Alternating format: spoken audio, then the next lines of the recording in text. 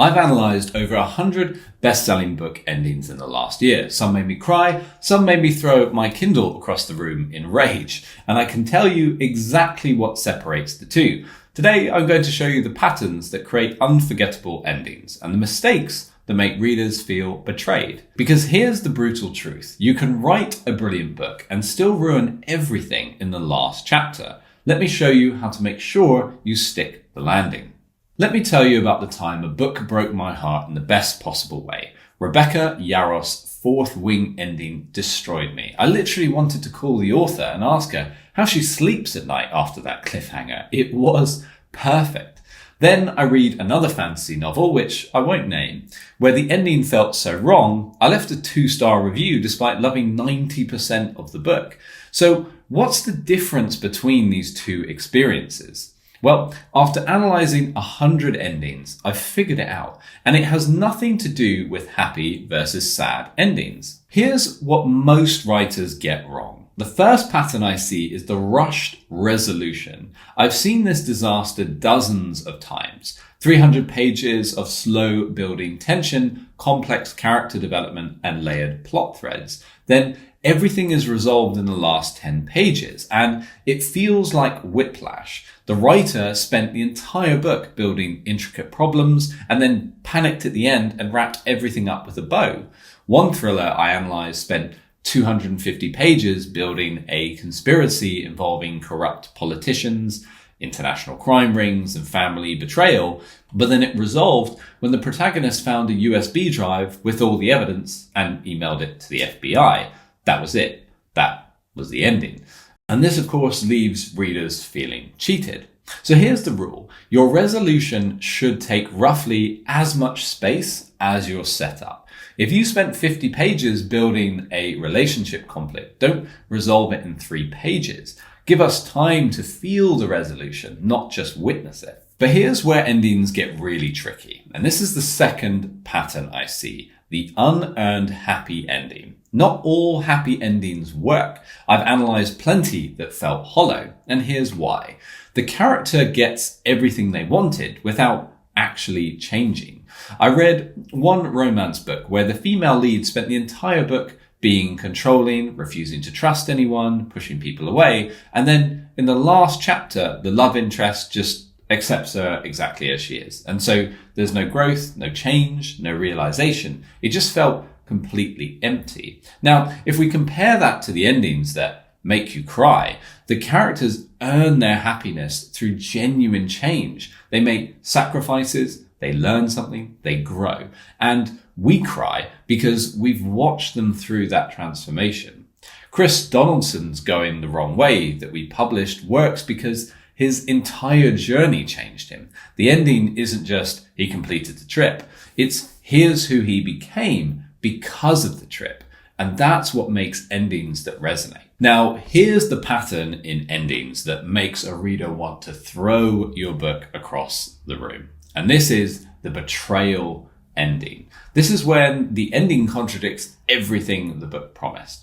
I analysed one mystery that spent 300 pages as a grounded, realistic detective story. The ending, it was all a dream. And readers revolted in the reviews, and I don't blame them. They felt betrayed. And here's why this matters. Your ending is a promise you made in your opening chapter. Readers bought into a specific kind of story. If you're writing a romance, readers expect the relationship to be central to the resolution. If you're writing a mystery, readers expect the clues to matter. You can surprise readers, but you can't betray the contract you made with them. One of the best endings I analysed was in a thriller where the twist villain was hiding in plain sight the entire time. Readers didn't see it coming at all, but when they looked back, all the clues were there, and that was a satisfying surprise, not a betrayal. Now here's the pattern that creates emotional devastation with your readers. It's called the earned tragedy. Some of the most powerful endings I've analysed are devastating, but they work because they feel inevitable.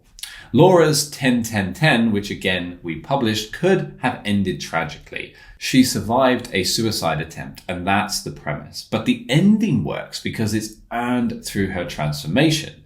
The most powerful tragic endings I've seen follow this pattern. We see exactly how the character's choices led to this moment. We understand why it couldn't end any other way, and we feel the weight of it. But shallow tragic endings, the character dies for shock value with no real emotional setup. Deep tragic endings, we've been watching this character walk toward this moment for 300 pages, hoping they'd choose differently. That's the difference between sad and devastating. Now, here's what readers actually need from endings. And this is the fifth pattern I see, and it's the emotional landing. I've noticed something fascinating. Readers forgive a lot if the emotional landing is perfect. Plot holes, they'll overlook them if they're crying. Coincidences, doesn't matter if they're satisfied at the end of the book. What readers can't forgive is feeling nothing. The worst endings I've analysed are technically correct, but emotionally flat. Everything resolves, all plot threads tie up, but there's no emotional payoff. We don't feel anything. The best endings, they make you close the book and just sit there for a minute. Another book we published by Bryony Best, which is The Girl from Pompeii, does this very well. The ending isn't just about her recovery, it's about what the recovery means for her future. We close the book feeling hopeful, inspired, changed, and that's the emotional landing. Now, here is a controversial pattern that I have discovered. I call this the epilogue debate, and this is pattern number 6. So some endings need epilogues, and some are ruined by them. Here's when an epilogue works. When readers need to see the long-term impact of the character's journey. Romance readers often want to see the couple happy years later. Epic fantasy readers want to see how the kingdom rebuilt after the war. Here's when epilogues fail. When they're just tying up loose ends the author forgot about, or when they explain things that we already understood. I analysed one thriller where the epilogue spent 3,000 words explaining the villain's motivation, which we already knew. The epilogue was completely redundant. The rule: only include an epilogue if it adds emotional value, not just information. So to make sure that you get your ending right, I'm going to leave you with a checklist. So pull up the last chapter of your manuscript and ask yourself, number 1, did I give my resolution as much space as my setup? Has my character genuinely changed? Do they deserve this ending? Does this ending honor the promise I made in chapter 1? If it's tragic, is it inevitable or just shocking? And 5, will readers feel something when they close the book? And number 6, does my epilogue add emotional value or just information? Now, the truth about endings is that I've read endings that made me cry in public. I've read endings that made me want to throw my Kindle.